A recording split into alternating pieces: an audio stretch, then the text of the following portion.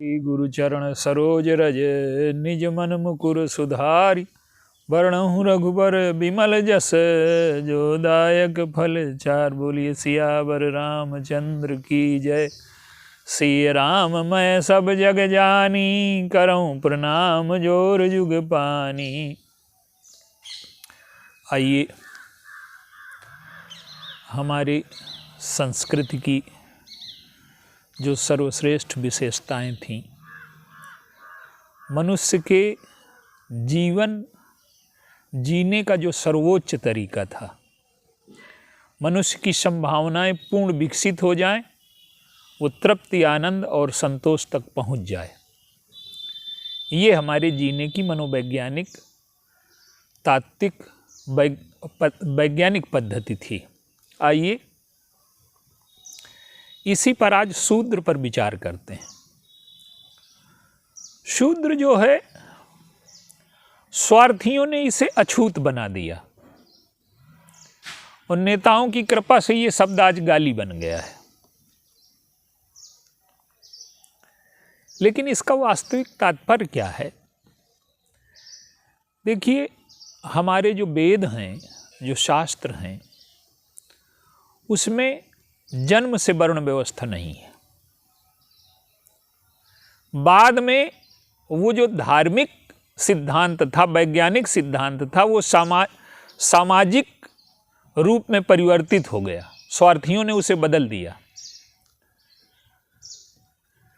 सामवेद में 1778 श्लोक संख्या है। उसमें जो गुरु है, जो गुरुकुल की प्रणाली है,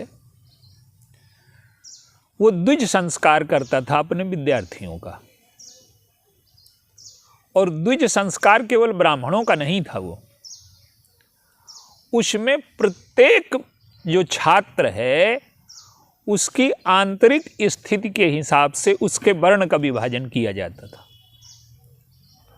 ब्राह्मण, क्षत्रिय, वैश्य, शूद्र, ये जो चारों हैं, ये वहीं गुरुकुल में तय होते थे। ये जन्म से तय नहीं होते थे। जन्म ना जाए तो शूद्रा, ये तो स्पष्ट लिखा है हमारे वेदों में। वेदों का जो विस्तार है या वेदों को जो कथानक रूप में परिवर्तित किया गया, वही पुराण है। तो मूल अर्थ तो वेद में ही है। तो वेद में जन्म से ये व्यवस्था नहीं है जाति की। गुरु निर्धारित करता था, उसे द्विज संस्कार कहते थे। कौन ब्राह्मण होगा, कौन क्षत्रिय होगा, कौन वैश्य होगा, कौन शूद्र होगा, ये उसकी मानसिक क्षमताओं, शारीरिक क्षमताओं के आधार पर तय होता था। और ये कर्म की व्यवस्था थी। इसमें भी एक चीज आप देखिए, मनुष्य का जो अंतिम लक्ष्य है वो क्या है? इसे हमने 4 रूपों में हमारे ऋषियों ने धर्म, अर्थ, काम, मोक्ष। मूलतः मनुष्य की जो इच्छा है वो कामना की पूर्ति है। लेकिन अगर केवल कामना की पूर्ति में लगता है तो उसकी स्वतंत्रता बाधित हो जाती है, मोक्ष उसका सीमित हो जाता है। काम की आराधना का सबसे बड़ा दुष्परिणाम ये है कि जो वस्तु प्रिय है वो हमें बांध लेती है। तो वो काम की भी पूर्ति चाहता है, कामना की, और मोक्ष भी चाहता है, जबकि ये संभव नहीं है। तो जो अर्थ था वो काम की पूर्ति का साधन था, और धर्म जो है वो मोक्ष की पूर्ति का साधन है।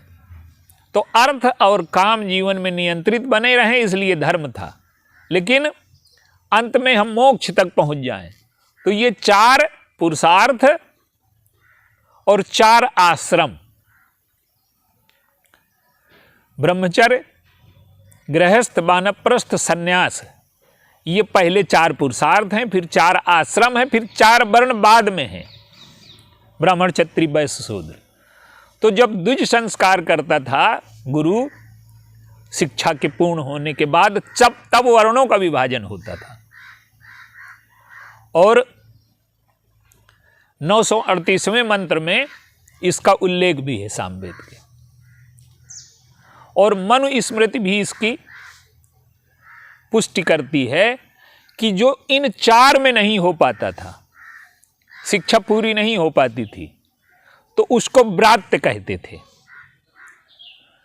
तो ये जो है स्वार्थियों ने इसे छूत का, भेदभाव का साधन बना दिया और आज तो राजनीति ने इसे गाली बना दिया। तो जो शूद्र शब्द है इसका वास्तविक अर्थ क्या है? पहले इसका हम शास्त्रों से, आप पहले जीवन व्यवहार में देखिए। हम लोगों ने अपने बचपन में देखा, ये दुरुपयोग हुआ इस व्यवस्था का। जो शक्तिशाली वर्ग था, आज भी अगर समाज में सिद्धांत शक्तिशाली नहीं है और सिद्धांतों पर लोगों की आस्था नहीं है तो शोषण हमेशा होता रहा है।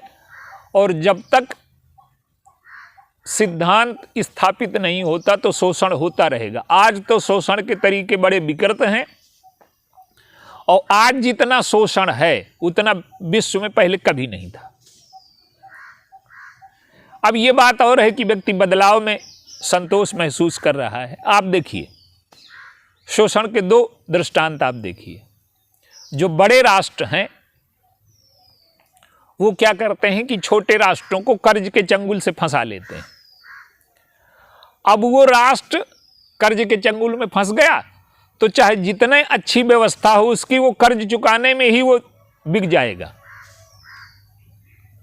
तो इसमें तो सामूहिक रूप से एक राष्ट्र ने दूसरे राष्ट्र का शोषण कर लिया। जिम्मेदारी प्रथा में क्या था कि शोषण था। तो जो 3 वर्ण थे, शूद्रों पर, जिन्हें शूद्र कहा गया, जिन्हें चतुर्थ वर्ण माना गया, उस पर अत्याचार बहुत हुए। वो घृणा, वो द्वेष, वो समाज में व्याप्त हो गया।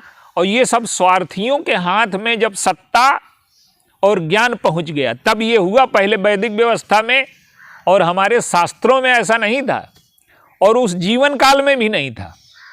हम लोगों ने तो देखा कि एक मजदूर है, वो लगा है, अब उसको कुछ रुपए दिए गए 4000, अब उसकी ब्याजें नहीं, वो पूरे जीवन भर पाता। पूरे जीवन वो श्रम करता है और अनावश्यक रूप से ब्याज बढ़ती चली जाती है।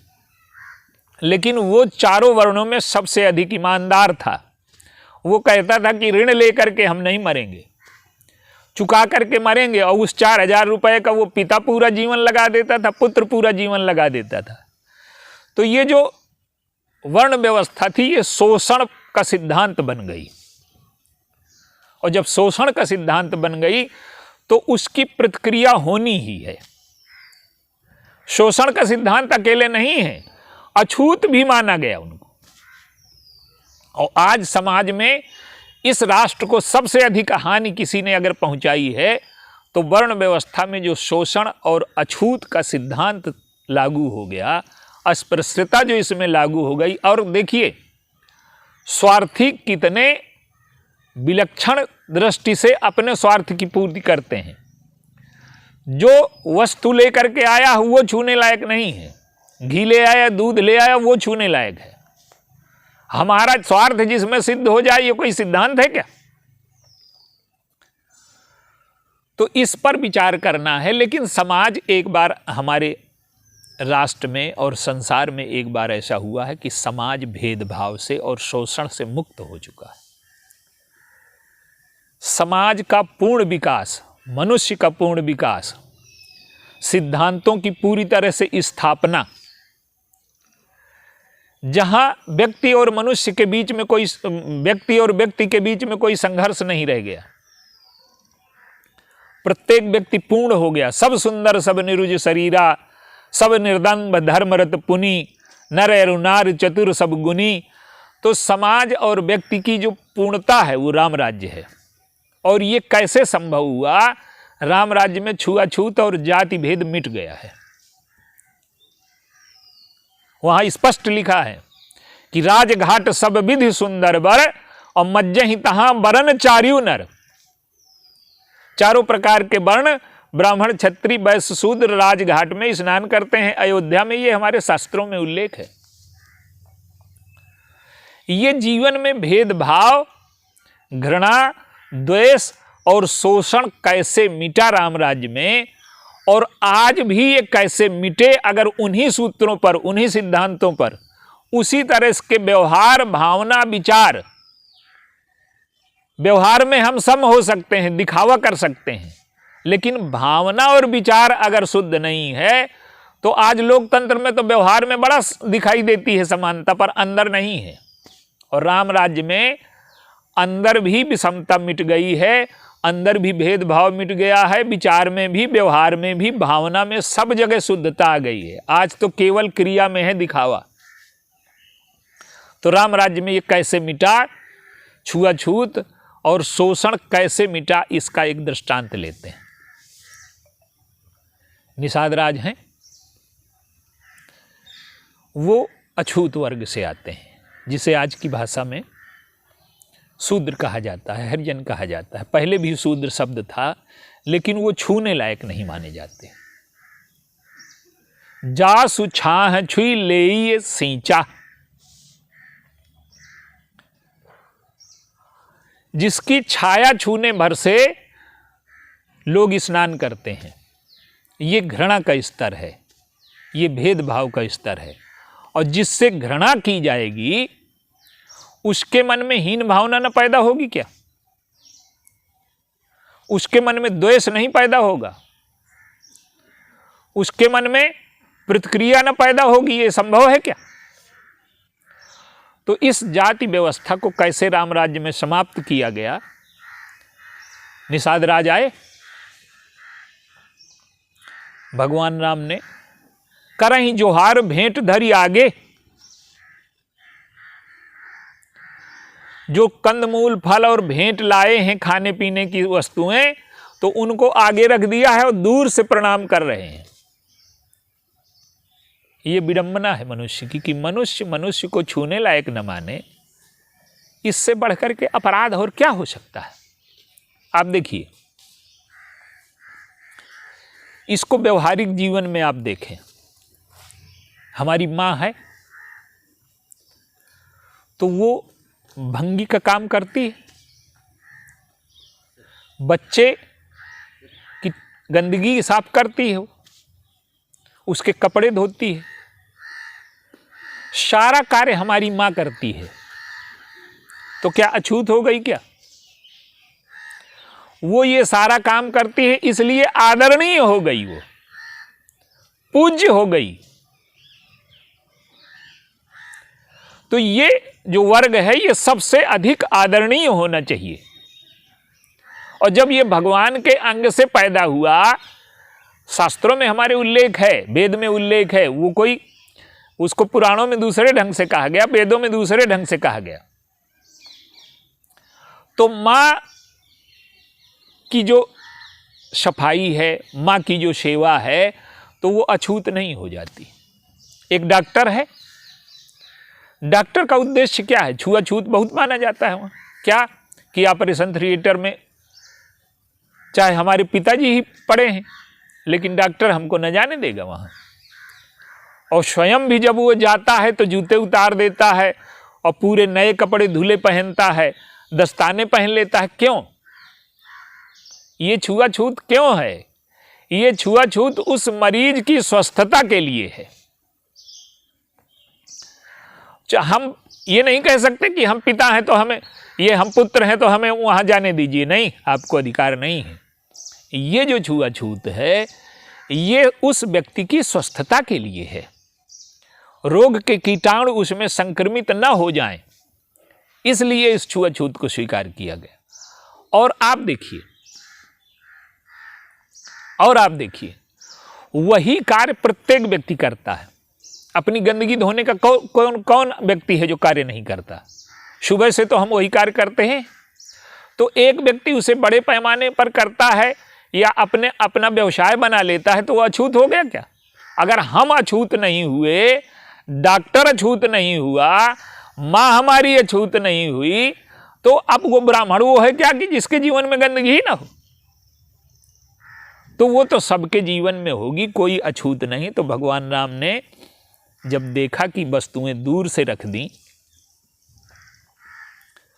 तो वो क्या करते हैं कि सहज स्नेह विवश रघुराई और पूछी कुशल निकट बैठाई।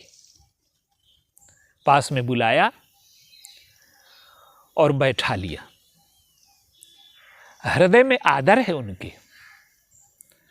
अब निषाद राज को देखिए, वो पहले संकोच करते हैं, ये समाज ने लाद दिया उन पर, तुम हीन हो, तुम छोटे हो, तुम छूने लायक नहीं हो, और उन्होंने स्वीकार भी कर ली।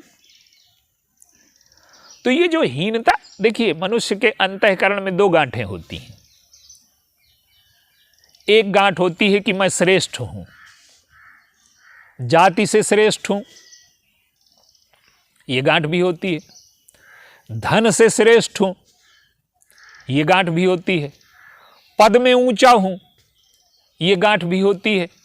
तो अब जाति का भेद मिट गया लगभग, लेकिन धन का भेद मिट गया का? हम संपन्न हैं तो हमारे 20 नौकर काम करते हैं, हमारी फैक्ट्री है तो हमने इतना शोषण कर लिया है कि 10,000 लोग हमारी फैक्ट्री में काम करते हैं और किसी से मिलने का समय नहीं हमारे पास। इससे बड़ा शोषण और क्या होगा?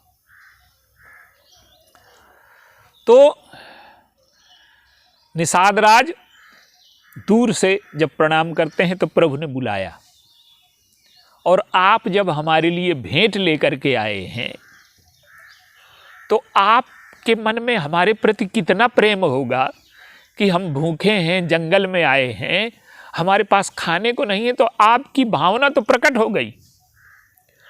और जो हमारे सुख दुख की चिंता करता है वो अछूत है कि हमारा प्यारा होगा वो। और जिसने हमारी रक्षा का प्रबंध किया, हमारे सोने का बैठने का प्रबंध किया, वो हमारे लिए आदरणीय हो गया। तो आप हमारे मित्र हो, आप हमारे सखा हो, आप हमारे बराबर के हो। और कुशल पूछी, आपने हमारी कुशलता के लिए ये सारे सामान लेकर के आपने पूछने का कार्य नहीं किया। पूछने के पहले आप हमारी कुशलता के लिए सारा व्यवहार कर रहे हैं, तो हम आपको बदले में कुछ नहीं दे सकते।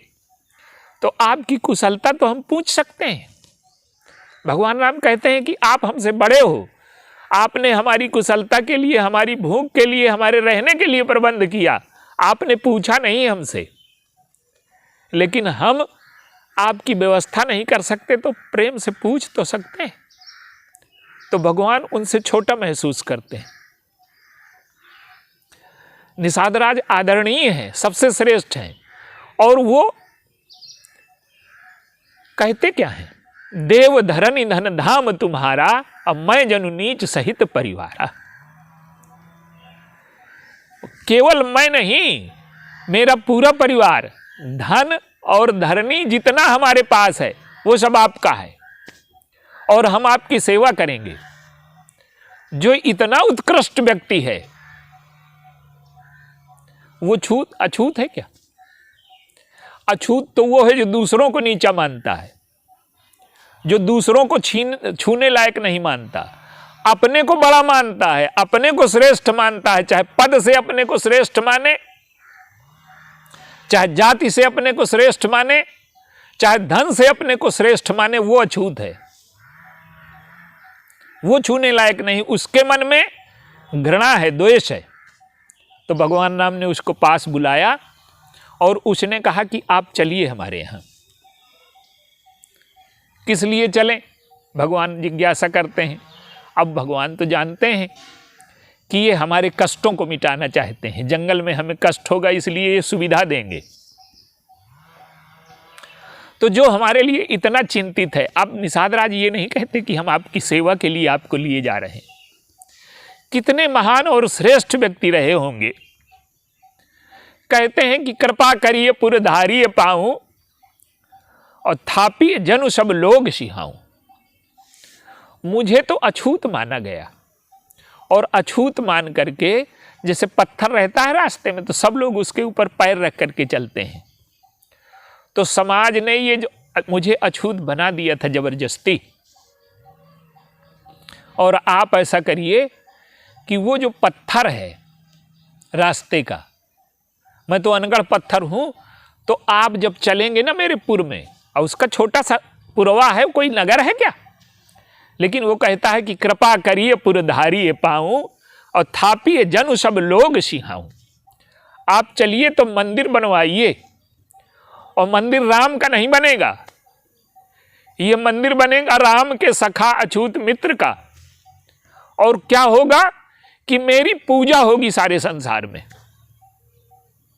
देखिए, भगवान अपनी पूजा के लिए नहीं आए हैं, जो अवतार हुआ है वो भेदभाव मिटाने के लिए हुआ है, और जिनको अछूत माना गया उनकी पूजा करवाई उन्होंने। निषाद राज की पूजा करवाई, ये तो मनुष्यों में है। हनुमान जी की पूजा करवाई, वो तो मनुष्यों में भी नहीं है, वो तो बंदर है। तो जब पशु को भी मनुष्य जैसा आदर प्राप्त हो जाए और मनुष्यता में भेदभाव समाप्त हो जाए, यही मानवता के कल्याण का मार्ग है। तो भगवान ने कहा कि मैं चलता तुम्हारी पूजा करवा देता, तुम्हारा मंदिर बनवा देता, पर मंदिर मैं बनवाऊंगा तुम्हारा, कहा नहीं उससे, लेकिन भरत जी को संकेत कर दिया। वो कहते हैं कि पिता बचन मैं नगर न जाऊं, वो ये सुग्रीव से कहते हैं कि बरस 4 बास बन मुनि व्रत बेश आहार, मैं आपके नगर में नहीं जा सकता, आपका निमंत्रण मुझे स्वीकार है। अब निषाद राज के हृदय की जितनी गांठें हैं, जो हीनता की वृत्ति है, जो अपने अछूत होने की वृत्ति है, वो उनका हृदय शुद्ध हो गया। भरत जी आए तो अब भगवान ने कैसा नाटक किया। निषाद राज दूर से प्रणाम कर रहे हैं, वशिष्ठ जी ने दूर से आशीर्वाद दिया। क्यों? कि उनको लगता है कि वर्ण धर्म का पालन कर रहे हैं, लेकिन वो संस्कार से ऊपर नहीं उठे हैं। कहीं ना कहीं ये कमियां व्यक्ति में चाहे जितना ऊपर उठ जाए, कुछ ना कुछ दोष बने रहते हैं। तो अब उन्होंने दूर से आशीर्वाद दे दिया।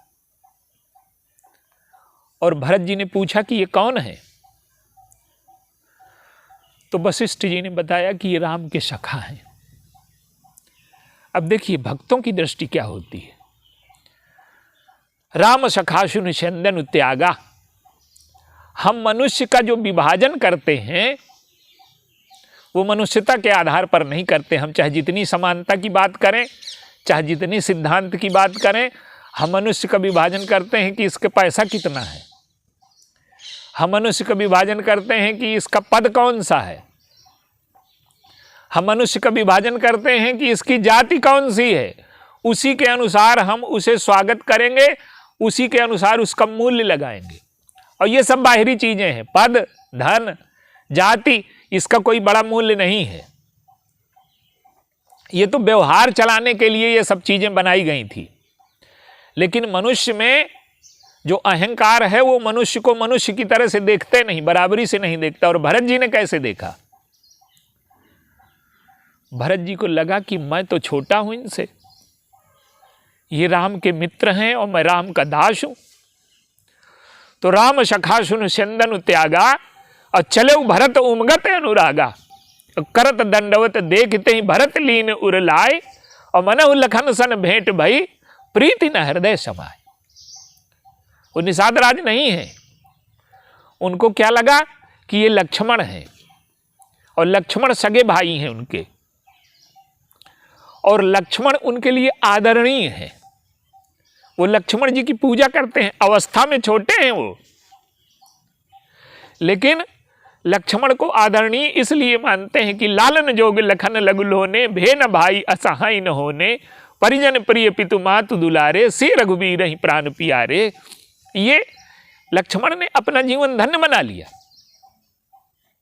तो जैसे लक्ष्मण भरत जी से अवस्था में छोटे हैं, पर लक्ष्मण जी को पूज्य मानते हैं वो भरत जी, इसी प्रकार से निषाद राज को लक्ष्मण जैसा मानते हैं, निषाद राज को पूज्य मानते हैं कि जिन्होंने हमारे प्रभु के लिए इतनी चिंता की, उनके लिए सोने की व्यवस्था की, भोजन की व्यवस्था की, संकट में उनके साथ खड़े हैं, तो ये हमारे लिए पूज्य हैं, आदरणीय है।